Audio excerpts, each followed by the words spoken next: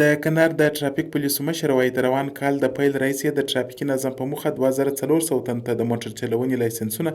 95 جواز سیرونه توزیع کړي او ترڅنګ یې سلګونه موټر چلوونکي د ټرافیکي سرغړونو په موخه جریمه کړي چې له دې ټولو څخه د روان کال د پیل راهیسې 98 لکه افغانۍ عواید ترلاسه شوي. د موټر جواز سیر چې 95 جواز سیرونه توزیع شوي دي مجموعه عواید یې 14,450 افغانۍ په لاس راغلي دي او پارچې مؤاخذه چې 9,20,000 افغانۍ په لاس راغلي دي او افغانستان بانک ته مشخص اکاونټ لارې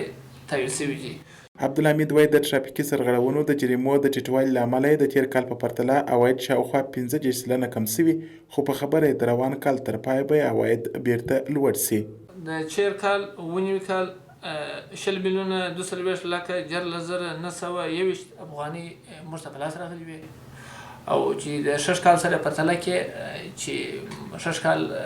زموږ عواید چې په ښار کې موږ پخوا 500-300 پارچې